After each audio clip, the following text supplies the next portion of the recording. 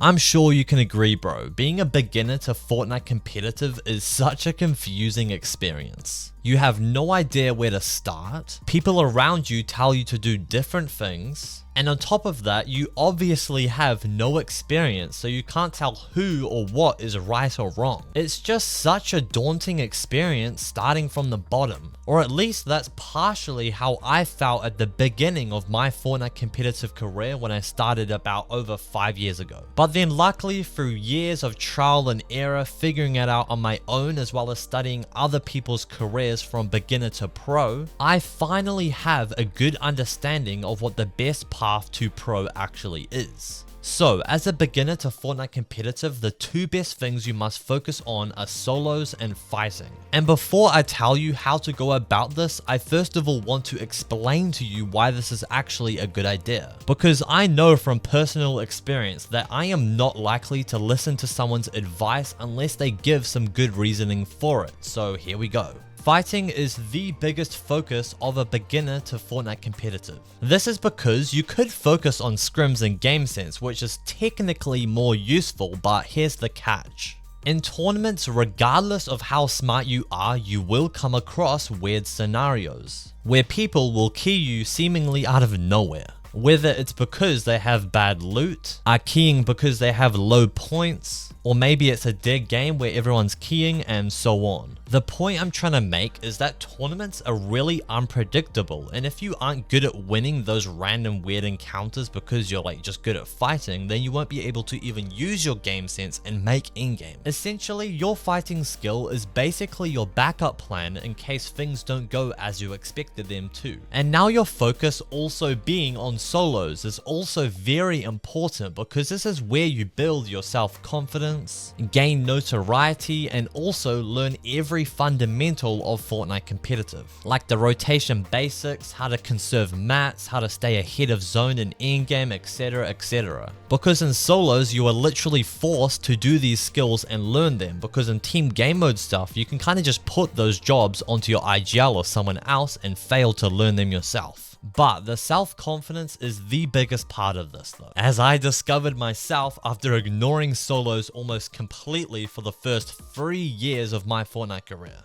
All I did was grind team game mode stuff, and it led me to being extremely nervous whenever I had to take a 1v1 because maybe I got split up from my teammates, or maybe I needed to solo clutch an in-game, etc. It really nerfed me as a player, and I believe was the sole reason that I plateaued as a semi-pro player. And now, the last good thing about starting off your Fortnite career by focusing on solos is notoriety. When you're good at solos, you place good. And when you're bad at solos, you place bad. This is because in solos, you rely only on yourself and your own skills. So when good players, especially IGLs, are looking for teammates to trio or duo with, they will see you consistently placing in duos, therefore will know you're actually good at the game because relying on your own skills, you succeeded. Okay, anyways, I'm sure by now that you actually agree with me that focusing on fighting and solos is the best thing to do as a beginner to Fortnite competitive. So now the question is, how do you go about this? Well, as a complete beginner to Fortnite competitive with only under a few hundred PR, I want 80% of your time to be based on fighting practice and then 20% of your time based on solo game sense practice. With fighting practice, you will do 1v1 realistics against similar skill players while both trying really hard to win. You'll also play a lot of solo ranked, keying every single person you see, especially the intimidating good looking players. And you'll also play 1v1 tokens, which by the way you can play through Rivox, which is a website I'll link in the description of this video. Then in your 20% of solo game sense practice, this will be mostly in solo scrims and also just a little bit of VOD reviewing of those games. So for example, if you had about 5 hours a day on your PC, you might have a rough routine of playing 2 hours of realistic 1v1s and then 2 hours of solo ranked, and then finished off by 1 hour of tokens.